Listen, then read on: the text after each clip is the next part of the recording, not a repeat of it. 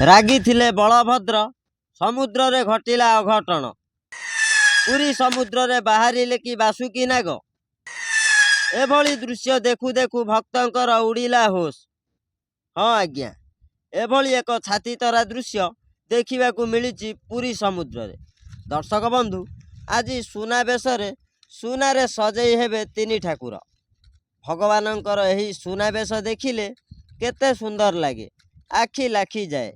ଲକ୍ଷ ଲକ୍ଷ ଭକ୍ତଙ୍କର ସମାଗମ ହୋଇଛି ପୁରୀ ବଡ଼ଦାଣ୍ଡରେ।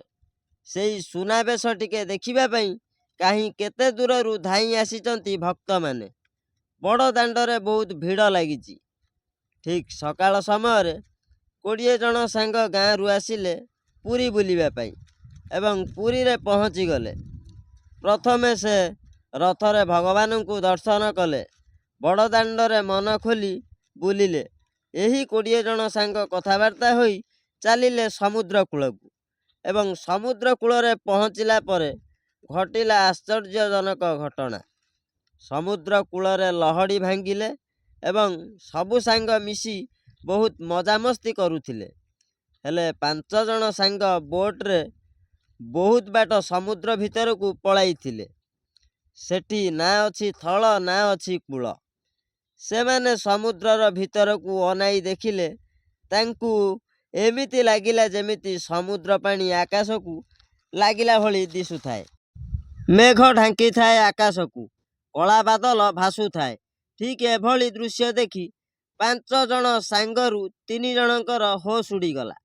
ହେଲେ କାହିଁକି ଏମିତି ହେଲା? ଦର୍ଶକ ବନ୍ଧୁ, ଆମେ ଯଦି କହିବୁ ସେ 5 ଜଣ ସାଙ୍ଗ ଦେଖିଲେ ଅବିକଳ ବାସୁକି ନାଗ ଭଳି ଦେଖାଯାଉଥିବା ସାପକୁ, ଆଉ ସେମାନେ ବେହୋସ ହୋଇଗଲେ।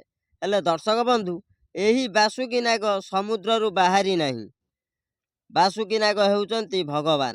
ସେ ତ ଶିବଙ୍କ ପାଖରେ ରୁହନ୍ତି। ଆମେ ସାମାନ୍ୟ ମଣିଷ ହୋଇ କେମିତି ବା ଦେଖିପାରିବା? ଏହି ବାସୁକି ନାଗ ପରି ଦେଖିବା ପାଇଁ ହୋଇଥିବା ସାପକୁ 5 ଜଣ ସାଙ୍ଗ ଦେଖିଥିଲେ। ମେଘର ବାଦଲରେ ଏହିପରି ଦୃଶ୍ୟ ଚିତ୍ରମାନ ହୋଇଥିଲା। ଏହି ବାସୁକି ନାଗଙ୍କ ପରି ଚିତ୍ର ଆକାଶର ବାଦଲ ଖଣ୍ଡ ଭିତରେ ଏଭଳି ଦୃଶ୍ୟ ଚିତ୍ର ଦେଖିଥିଲେ 5 ଜଣ ସାଙ୍ଗ ଏବଂ ଏହି ଚିତ୍ରଟି ପୁରା ସତ ପରି ଲାଗୁଥିଲା। କିନ୍ତୁ ବାସ୍ତବରେ ଏହା ଆକାଶର ଚିତ୍ର। ହେଲେ ବେହୋସ ହୋଇଥିବା ସାଙ୍ଗ ପୁଣି ସେନ୍ସ ଆସିଲା। ଏମାନେ ଜାଣିପାରିଲେ ଏହି ଜିନିଷ ଗୋଟେ ଚିତ୍ର ଏବଂ ସେ ପୁରୀ ବୁଲି ଘରକୁ ଗଲେ। ଫ୍ରେଣ୍ଡସ୍, ସୂଚନା ଆଜି ପାଇଁ ଏତିକି। ନମସ୍କାର।